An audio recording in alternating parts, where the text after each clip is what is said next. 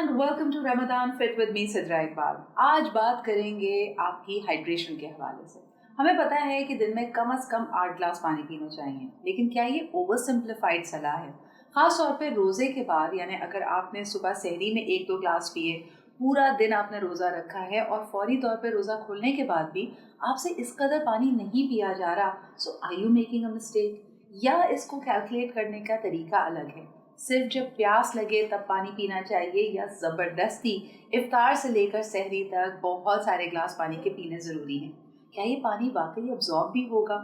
ये सारे वो सवाल हैं जो हमारे तक पहुंचे थे, और आज हमने सोचा कि celebrity nutritionist and doctor Areej से इन्हीं सवालों के जवाब देते हैं। अस्सलाम वालेकुम अरीज। वालेकुम अस्सलाम। क्या हाल चाल है? अल्हम्दुलिल्लाह। हमने पहले भी इस पे बात की है। मुझे बताओ, 8 to 10 glasses, is that really a requirement for everybody? ये कुकी कटर ट्रीटमेंट क्यों है? नहीं, एक्चुअली रूल इज 60 kgs पे आपको 2 लीटर पीना होता है, यानी कि 8 ग्लासेस। तो प्लस माइनस किसी का बॉडी वेट ज़्यादा है, कम है, हाइट ज़्यादा है, तो वो थोड़ा सा बढ़ा कर सकते हैं। फिर आपका वाटर लॉस कितना होता है? आप बाहर गर्मी में काम करते हैं, स्वेटिंग ज़्यादा होती है, आपको ज़्यादा रिक्वायरमेंट है। आप सारा वक्त एसी में बैठे रहते हैं, ऑफिस जॉब है आपकी रिक्वायरमेंट थोड़ी कम हो जाती है। होता है सिर्फ ये है कि हम लोग पानी के ऊपर तो बहुत फोकस कर लेते हैं, वी लाइक पानी पीना है, लेकिन इलेक्ट्रोलाइट्स को, नमकियात को हम लोग फोकस में नहीं लाते हैं। तो ओवर हाइड्रेशन सिंपल पानी से इज़ ऑल्सो रॉन्ग, जो कि हम रमज़ान में देखते हैं कि क्या होता है कि लोग सहरी का 1-2 ग्लास 3 ग्लास इकट्ठे पी लिया, फिर उसके बाद वो जो 1 घंटा होता है ना आफ्टर सहरी, उसी में वॉशरूम जाते हैं और सारे, क्योंकि वो आपका वाटर लॉस हो जाता है, उसमें इलेक्ट्रोलाइट्स भी नहीं टिकते आपकी बॉडी में। तो फिर क्या होता है कि आप मिड डे आपका होता है और आप कहते हैं प्यास लगना शुरू हो गई। मुझे ये बड़ी बात हैरत अंगेज लगती है रीच के रोज़े का मतलब ही भूख और प्यास को बर्दाश्त करना है, सब्र करना है। लेकिन हम में से हर कोई तलाश कर रहा होता है ऐसे टोटके, ऐसे हैक्स कि हम सहरी में कुछ ऐसा खाएं कि पूरा दिन हमें प्यास ना लगे। अब देखें, अल्लाह मियां ने आपको ऊँट तो बनाया नहीं है कि आप बहुत सारा पानी अपने अंदर स्टोर कर लेंगे, लेकिन फिर भी कई फूड्स को, मिसाल के तौर पे दही के बारे में कहते हैं कि अगर आपने थोड़ा सा भी खाया तो पूरा दिन प्यास नहीं लगेगी। क्या वाकई ऐसी कोई रिकमेंडेशंस है? देखो, एक तो पहले जो ये है कि हमें बर्दाश्त तो करना है, बट अगर हमारी तबीयत ख़राब हो गई तो फिर उसका फ़ायदा नहीं होगा। तो आपने ऐसी चीज़ें नहीं करनी जिससे आपकी तबीयत ख़राब हो गया, डिहाइड्रेशन से कोलैप्स कोई कर जाए। जो फूड्स आते हैं, जो बेसिकली जो चीज़ें हैं जिनमें इलेक्ट्रोलाइट्स अच्छे होंगे ना, उससे आपको प्यास कम लगेगी। तो दही में पानी का कंटेंट भी अच्छा है और उसमें इलेक्ट्रोलाइट्स, मिनरल्स भी हैं नेचुरल। आपके, मैंने कहा ना, दही is like a whole food.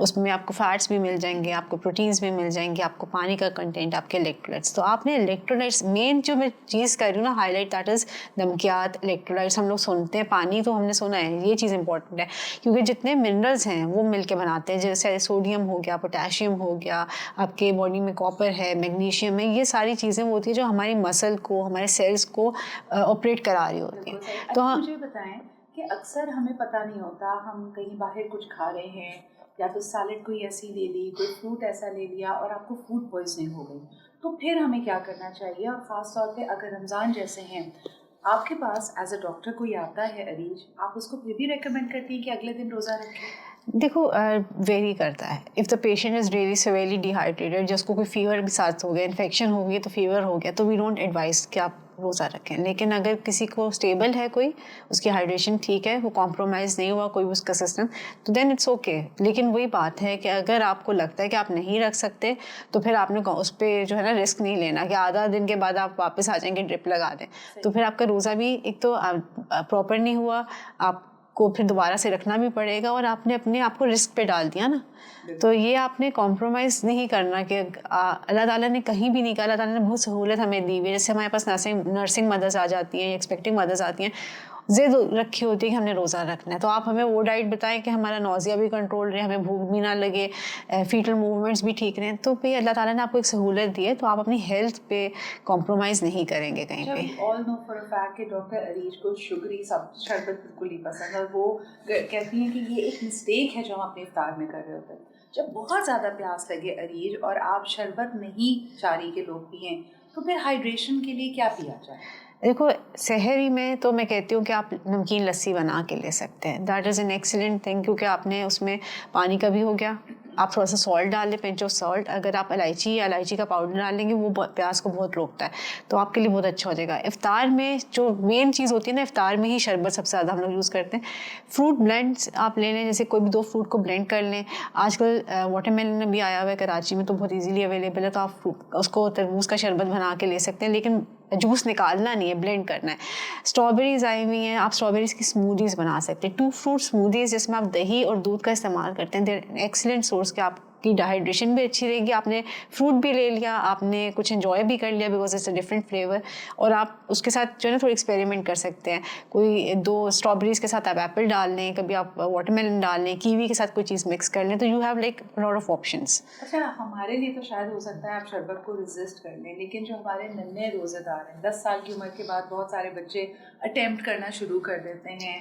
पहले आधा दिन का रोज़ा, फिर पूरा रोज़ा, और उनको सिर्फ प्यास लगी होती है। They want like juices, they want various squashes. तो इसमें लेसर ईवल क्या है? यानी बच्चों को आप शरबत से दूर ना रखना चाहें तो what would you recommend? Homemade lemonades. Okay, उसके अंदर ये कि आपको एक तो जो बिल्कुल फ्लेवरलेस सोडा ड्रिंक्स मिलती हैं जिसमें आपको कोई फ्लेवर नहीं होता, सोडा वाटर जो होता है वो आप यूज़ कर सकते हैं ताकि थोड़ी सी फ्रिज आ जाए।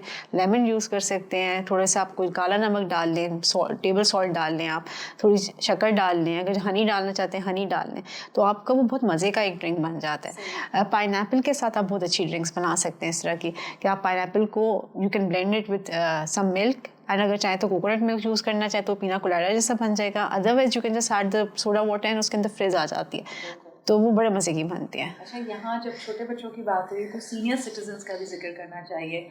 मुख्तलिफ लिंगरिंग हेल्थ कंडीशंस होती हैं, ढेरों दवाइयाँ भी लेनी होती हैं। वहाँ पे भी अक्सर कंप्लेन यही होती है कि भूख नहीं लग रही लेकिन गला खुश्क हो रहा है, मुंह सूख रहा है। तो आप सीनियर सिटीजन्स के लिए क्या रेकमेंड करें? बिकॉज सीनियर सिटीजन्स भी ये वाली ड्रिंक सारी ले सकते हैं, बिकॉज अगर कोई डायबिटिक पेशेंट है या हाइपरटेंसिव पेशेंट है, तो even then they can go for smoothies, fruit blends. उनमें ये कि आप एडेड शुगर्स नहीं डालेंगे, कोई भी एक्स्ट्रा शुगर नहीं डालेंगे, कोई शहद शक्कर नहीं डालेंगे, लेकिन आप उनको नेचुरल फ्रूट्स दे सकते हैं। पानी इज़ द बेस्ट थिंग। अगर आपको है ना, मैं कहती हूँ 1 गिलास पानी पी लें और अपने बाकी जो फ्रूट आपने लेना है वो आप उसको चू करके खाएं, अपना सालन रोटी खाएं, तो आपकी हर चीज़ कवर हो जाती है। तो what is the best source? Electrolytes के लिए you can add a bit of salt, and थोड़ा सा अगर फ्लेवर करना चाहते हैं तो कोई लेमन डाल दें। अच्छा, ये तमाम टिप्स आपके लिए हो गई। अगर आप स्मूदीज़ लेते हैं, शेक्स लेते हैं, लस्सी लेते हैं, सब में वाटर कंटेंट होता है, इवन आपके खाने में भी वाटर कंटेंट है, so you can be mindful about that. लेकिन अहम बात यह है कि रोज़े जब आप मिड पॉइंट पे पहुंचते हैं ना, that lack of water, that dehydration, वो आपकी स्किन पे शो होने लगती है। अरे जी, इसके लिए कोई टिप्स दो। कई लोग बड़ी सारी moisturising creams, topical face packs लगा रहे होते हैं ताकि चेहरा ज़रा खिला खिला, फ्रेश एंड मॉइस्चराइज लगे।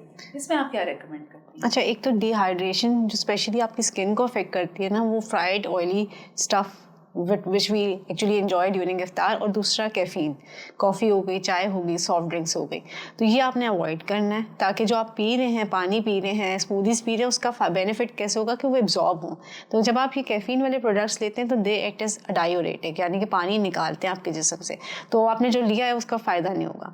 तो आपने इंटरनल इसके लिए करना है। उसके अलावा स्किन के लिए मैं कहती हूँ आप अपनी स्किन को क्लीन ज़रूर रखें। सीरम अगर जो आपकी स्किन को सूट करते हैं वो ज़रूर अप्लाई करें, और इंटरनली तो खा रहे हैं, अगर आप कुछ अप्लाई करना चाहते हैं तो एक दही और चीनी का स्क्रब बना के उससे स्क्रब करें, दैट इज़ वेरी गुड, क्योंकि जो शुगर होती है वो इन्फ्लेमेशन कम करती है बेसिकली, वो इट एक्सट्रैक्ट्स एक्सेस वाटर। तो जिन लोगों की डल स्किन हो रही होती है, रेडनेस हो रही होती है, वो कम हो जाती है। दही वैसे ही बहुत अच्छा खाने में भी, लगाने में भी। तो आप this is a very simple mask, आप स्क्रब की तरह दही और चीनी को मिला के। सेगवे क्वेश्चन, जहाँ हम चेहरे की स्किन की बात करें, व्हाट अबाउट स्कैल्प? स्कैल्प में जब ड्राइनेस होती है तो आप देख रहे हैं हेयर फॉल भी हो रहा है, डैंड्रफ भी हो रही है, उसके लिए क्या रेकमेंड करती है? उसके लिए एक्चुअली स्कैल्प ड्राइनेस, हम लोगों को बायोटिन का पता होता है कि हमें हेयर ग्रोथ के लिए चाहिए, तो vitamin D is very important. Actually जो हमारे उसके हेयर के अराउंड फॉलिकल होता है, उसमें जो ऑयल प्रोड्यूस हो रहा होता है, उसके लिए विटामिन डी एंड जिंक का 2 थिंग्स जो लोगों को नहीं है आइडिया होता। तो आप विटामिन डी अपनी डाइट में भी अच्छी करें, अगर सप्लीमेंट की ज़रूरत है तो सप्लीमेंट के तौर पर खाएँ। अच्छा, मुझे बताओ, ये विटामिन डी तो रिच फूड में हमें हमें पता होती है कि क्या क्या चीज़ों में हो सकती है, जिसमें आपकी फ़िश है, जिसमें आपका अंडा शामिल है, लेकिन व्हाट अबाउट जिंक? अगर जिंक डेफिशिएंट है तो क्या किया जाए? बिकॉज जिंक की सारी सोर्सेज जो हैं, जितनी सीड्स जितनी भी हैं उनमें जिंक की बहुत अच्छी सोर्स होती है, बीफ में बहुत अच्छी सोर्स होती है, इवन सी फूड में माइनर सी जिंक की अमाउंट होती है। तो आप अगर ये खाते हैं, सीड्स खा लें तो आपको हो जाएगा। सीड्स में फ्लैक्स सीड्स आजकल इतने कॉमन हुए हैं, चिया सीड्स इतने कॉमन हुए हैं, पंपकिन सीड्स हैं, तो seeds, all seeds have a very good source of zinc. और इवन योग के अंदर भी होता है, जो जर्दी होती है अंडे की, उसके अंदर भी जिंक होता है। सही। एंड आई थिंक कि आपको बहुत ज़्यादा पानी पीने की ज़रूरत नहीं है डिहाइड्रेशन को ख़त्म करने के लिए। ये रिच फूड खाइए जिसमें दही का इस्तेमाल रखिए, इलेक्ट्रोलाइट्स आपके अच्छे होने चाहिए। ORS और नमकियात की कमी असल में आपको डिहाइड्रेट करती है। जब आप इसका ख्याल नहीं रखते, एक्स्ट्रा पानी ले रहे होते हैं, so that extra water is actually excreted from the body. Thank you so much doctor Arish for being here with us. जी, इसके आज के लिए इतना ही। ऑफ कोर्स आपकी कमेंट्स का मुझे इंतजार रहेगा। If you think this is going to be useful for someone, do share it and do also subscribe to the channel. Until tomorrow, take good care. Khuda Hafiz.